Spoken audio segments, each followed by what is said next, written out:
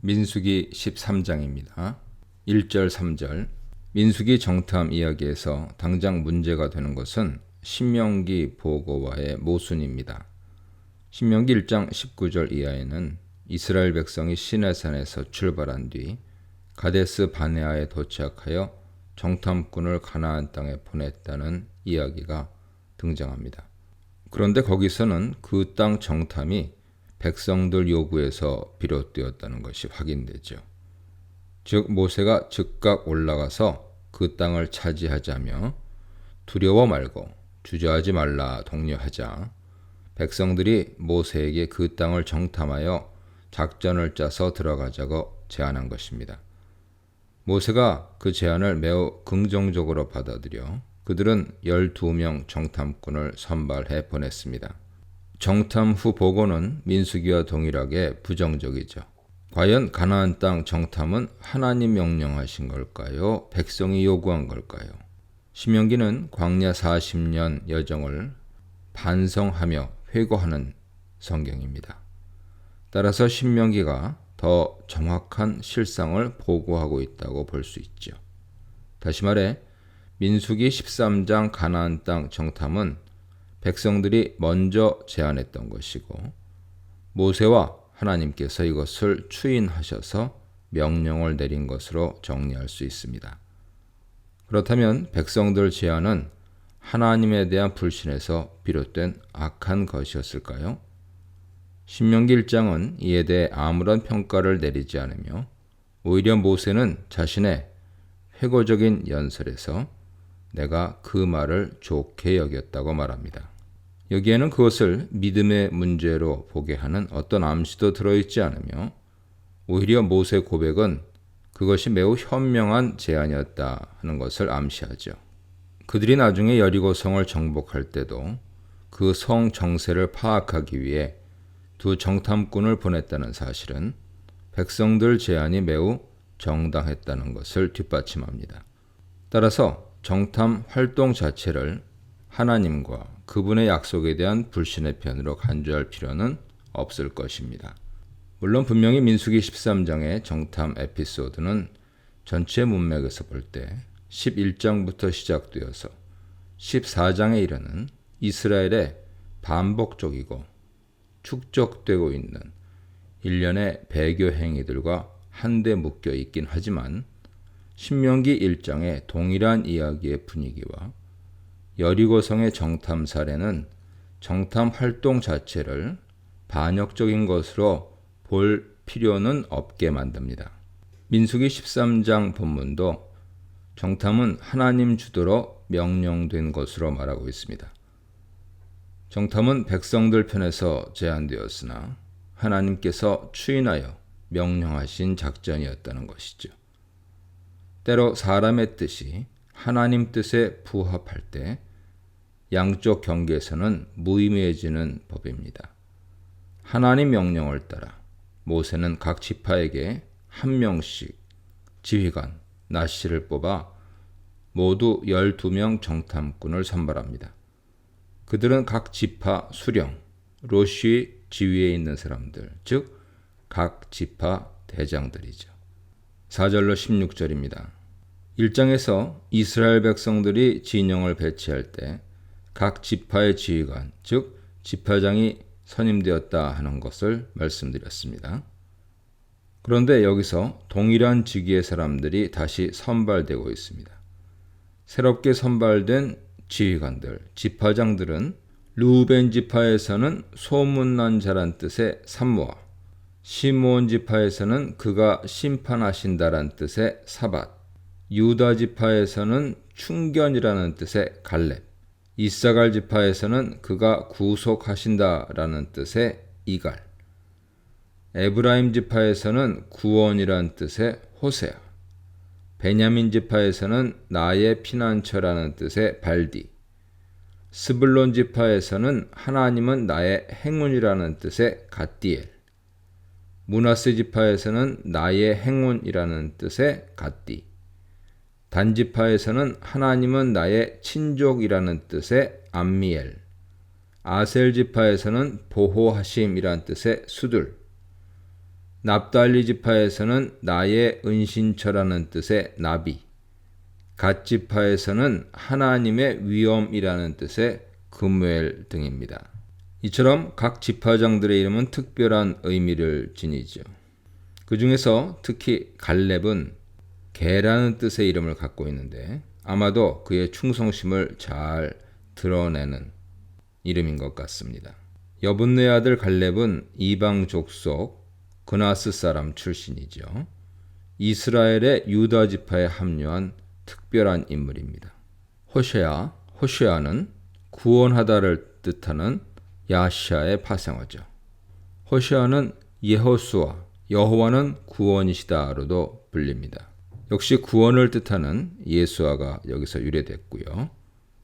70인역은 예수스로 옮겼고 예수님의 이름입니다. 인명의 뜻과 관련해서 한 가지 두드러진 특징은 초대 지파장들의 이름에 비해 제2대 지파장들의 이름들은 구원과 보호의 뜻을 대거 포함하고 있다는 점이죠. 어떤 의도가 있었는지 정확히 알 수는 없지만 가나안 땅 정복을 눈앞에 두고 이 이름들이 어떤 상징과 암시를 주는 것으로 보입니다. 초대 지파장들이 물러가고 새로운 지파장들이 임명된 이유는 무엇이었을까요? 이스라엘이 중대한 전투를 앞두고 새롭게 전열을 정비하면서 하나님 명령을 따라 각 지파장들을 모두 젊고 패기가 넘치는 군사 전문가들로 교체한 것 같습니다. 그런 점에서 빠른 은퇴를 하게 된 초대 지파장들은 연령층이 높은 편이었는지 모릅니다. 흥미로운 것은 하나님께서 각 지파 우두머리들에게 정탐을 떠나라 명령하신 점이죠. 신명기에 따르면 그들이 정탐꾼으로 자원했습니다. 첩보 활동이란 매우 중요하고 위험한 임무죠. 지파장들은 실질적으로 사단장급 장군에 해당한다 하는 것을 기억해야 합니다. 통상적으로 이런 임무는 하위 직급 군인들의 몫이지 장군에게는 어울리지 않죠. 하지만 여기서는 가장 높은 위치의 지도자가 위험한 일에 선봉에 서고 있습니다. 지도자는 목숨을 무릅쓰고 일선에 앞장서는 사람이어야 한다 하는 교훈을 얻을 수 있죠. 비록 그들이 정탐에서 돌아와 용기를 잃고 패배주의에 빠져 비관론을 펼쳤지만 위험한 정탐 활동을 위해 대장들이 자원하여 앞장선 것은 리더십에 대한 중요한 교훈을 주고 있죠. 17절로 20절입니다. 모세는 정탐 경로와 탐문할 내용을 알려줍니다. 첫째, 정탐꾼들은 네겝길을 통해 산지로 올라가 그 땅을 살펴야 합니다. 네겝과 산지가 정확히 어디를 가리키는지 분명하지 않습니다. 네겝은 남쪽을 의미하면서 가나안 지역 남쪽의 반사막 지역을 가리키죠. 정탐꾼들이 이 네겝길을 통해 산지로 올라갔는데 여기서 산지란 바로 남부 지역과 달리 산악지대였던 팔레스타인, 가나안 지역 일대를 가리킬 것입니다. 둘째, 그들은 그 땅 백성의 군사력을 확인해야 합니다. 그들의 체격, 군사적인 준비, 그리고 군대 규모 등이죠. 셋째, 그 땅이 주거를 위해 적합한지 기후와 수자원, 지형 등 전반적인 자연 상황과 여건들을 살펴야 합니다. 넷째, 또한 정탐꾼들은 그들의 주거지가 천막촌인지 아니면 견고하게 성벽을 둘러친 성읍인지 파악해야 됩니다. 이것은 군사 전략을 짜는 데 있어서 매우 중대한 요소죠. 다섯째, 그 땅이 농사를 짓기에 적합한지, 얼마나 비옥한지 토지를 잘 조사해야 합니다. 여섯째, 더불어 과실수들이 얼마나 많고 좋은지, 과일은 품질이 어떤지 확인 후 표본이 될 실과들을 가져와야 합니다.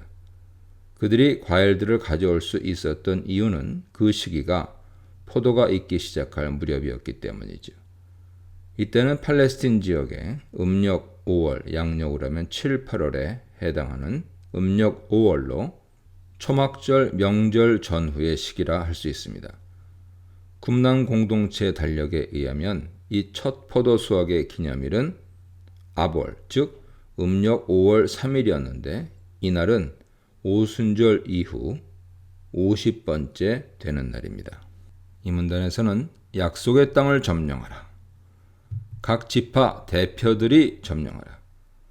담대하고 꼼꼼하게 점령하라에 대해 묵상해 보시기 바랍니다. 21절로 24절입니다. 이스라엘은 바란 광야의 가데스 바네아죠. 가데스 바네아에 도착했습니다. 가데스는 또한 진 광야에 속하기도 하는데 바란 광야는 시내산 북부 지역을 총칭하는 일반 명칭이며 진 광야는 좀 더 좁혀져 바란 광야 위쪽을 가리키는 것으로 보입니다. 진 광야는 출애굽기 초반에 머문 신광야와 다른 것입니다. 한글 개역 개정에 신광야라고 되어 있는데 진광야로 부르는 것이 맞습니다. 진광야 곧 바란 광야의 가데스 지역은 정탐꾼들이 거점을 삼아 가나안에 진입했던 곳이며 그것과 어울리게 다른 곳에서는 가나안 땅의 남쪽 경계선으로 표시됩니다. 정탐꾼들은 진광야 곧 가나안 남쪽 경계선에서 출발하여 멀리 가나안 북쪽 끝단의 성읍인 하맛 근처에 르홉에 이르기까지 그 땅을 두루 살폈습니다. 아마 그들은 돌아오는 길에 가나안 남부의 네겝 지역을 둘러본 것 같습니다. 네겝 지역의 주요 도시는 헤브론이었는데 그곳은 아히만, 세세, 그리고 달메로 대표되는 아낙 자손들의 거점 도시였죠. 창세기 23장 19절에는 마므레는 곧 헤브론이라 되어 있습니다. 거기에 아낙 자손들이 살고 있었는데 아낙의 아버지는 아르바라고 언급되고 있죠. 여호수아 14장 15절 등 보세요. 여러 증거 본문들에서 아낙 자손은 바로 키 큰 사람, 즉 거인족을 가리킵니다. 오늘 본문은 아낙 자손 주거지를 헤브론으로 지정하지만 오경과 가나안 정복 이야기인 여호수아서는 그들이 가나안에 광범위하게 분포되어 있었음을 증언합니다. 아낙 자손은 특정 종족을 지칭하기보다는 원래는 아르바라 하는 인물에서 비롯된 거인 유전자를 지닌 특정 혈통의 집안을 가리키는 것 같습니다. 이것이 거인을 의미하는 일반 명칭이 되어서 종족을 떠나 누구든 기골이 장대한 사람들을 아낙 사람으로 칭했던 것으로 보입니다. 더불어 아낙 자손을 네피림과 관련시키는 33절에 유의하십시오. 정탐꾼들은 거기서 큼직한 포도송이가 달린 포도나무 가지를 베어 아마도 석류와 무화과 역시 그렇게 벤 뒤에 긴 막대기에 묶어 두 사람이 그것을 들었던 것 같습니다.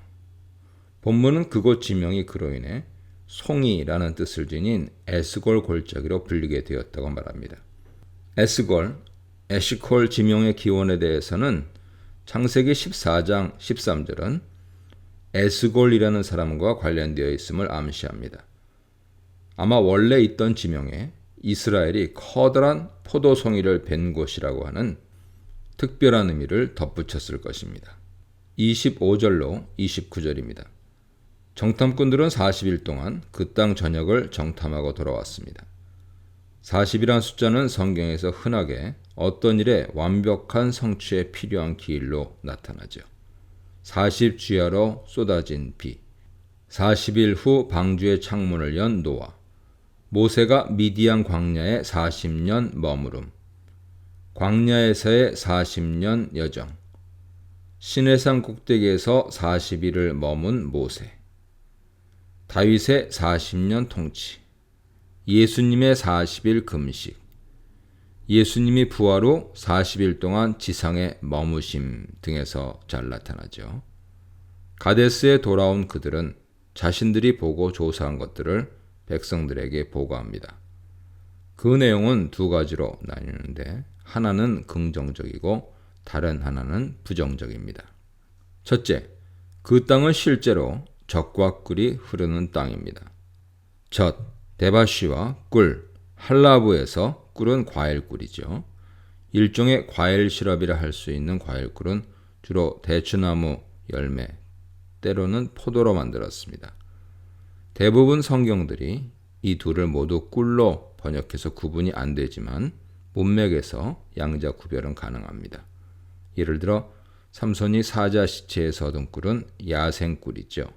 그런데 추수 및 소산물의 축복과 관련해서 나오는 꿀은 풍부한 과일 생산 결과인 과일꿀로 볼 수 있습니다.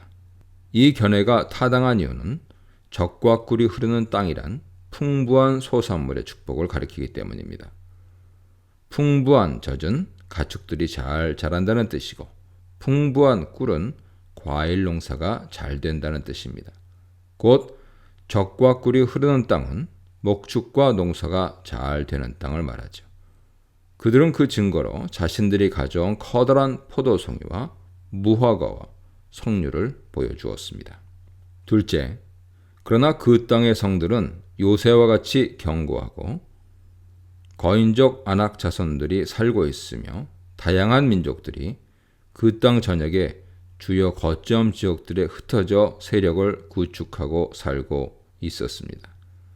남쪽 저지대에는 아말렉, 북쪽 산악 지역은 헷, 여부스, 아모리, 해변과 요단 강변에는 다른 가나안 족속들이 살고 있었습니다. 즉 가나안 땅 전역의 구석구석에 여러 종족들이 흩어져서 이미 견고한 지배 세력이 되어 있었습니다.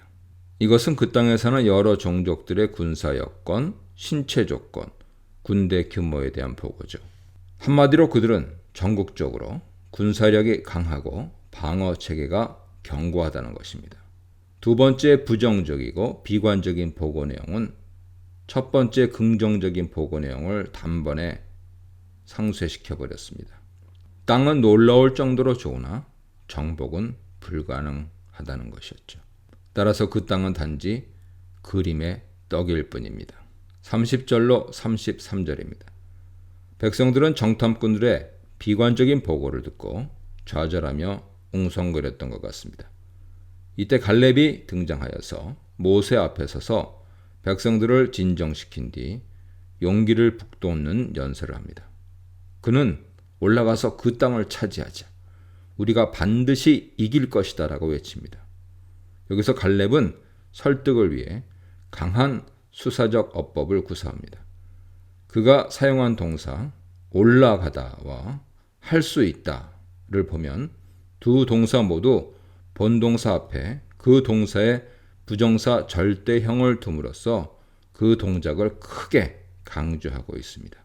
히브리어에서는 부정사 절대형이 해당 동사 앞이나 뒤에 올 때 강조, 반복, 신속한 행위 등을 나타내죠.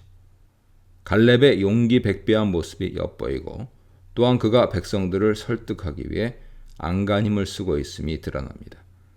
그의 용기는 곧 여호와에 대한 믿음이었죠. 다음 단락에서는 갈렙 외에 여호수아가 이 일에 적극 나섰음을 보여줍니다. 그러나 다른 정탐꾼들은 모두 한 목소리로 비관론을 쏟아냅니다. 가나안 족속들이 워낙 강하기 때문에 이스라엘 백성 군사력으로는 그들을 이길 방법이 없다는 것입니다. 심지어 그들은 첫 번째 보고에서 자신들이 가져온 엄청난 과일을 보여주면서 매우 긍정적으로 평가한 그 땅 자체를 악평하기 시작합니다. 죄로 물든 인간은 마음이 돌아서면 좋았던 일이나 사람에 대해 갑자기 악담을 하는 나쁜 습성을 지니고 있죠. 악평으로 번역된 디바는 나쁜 보고, 부정적인 평가를 의미합니다. 그 땅은 사람 잡아먹는 땅이다. 아마 이것은 가나안 땅의 강한 부족들이 약한 부족들이나 외부 세력들을 몰살하고 제압하며 사는 상황에 대한 묘사일 것입니다. 정탐꾼들은 백성들 앞에서 공포심을 조장하며 자신들이 목격한 거인족인 아낙 자손들에 대해 묘사합니다. 그들은 모두 키가 큰 족속들인데 심지어 네피림의 후손인 거인족 아낙 자손도 있었다고 말이죠. 네피림은 창세기 6장 4절에 등장하는데 그들은 하나님의 아들들과 사람의 딸들 사이에서 태어난 무서운 거인족들이었습니다. 그렇다면 가나안 땅의 아낙 자손은 창세기 네피림의 혈통을 잇는 자들입니까? 몇 군데서 아낙 자손의 기원은 아르바라고 말하기 때문에 아낙 자손을 네피림의 혈통으로 연결시킬 수는 없습니다. 그렇다면 아마도 여기서 정탐꾼들이 아낙 자손을 네피림과 연결시킨 목적은 기골이 장대한 아낙 자손의 특징을 실감나게 묘사하고 그렇게 해서 사람들에게 더욱 큰 공포심을 심어주기 위함인 것으로 보입니다. 이렇게 가나안 족속에 대한 과장된 평가로 공포심을 조장한 정탐꾼들은 반면에 자기들은 메뚜기 같다고 하며 지나친 폄하를 하고 있습니다. 이런 비관론은 여호와에 대한 불신입니다. 이 문단에서는 가나안 땅을 정탐하다, 상반되는 보고가 나오다, 상반되는 증거를 가져오다에 대해 묵상해 보시기 바랍니다.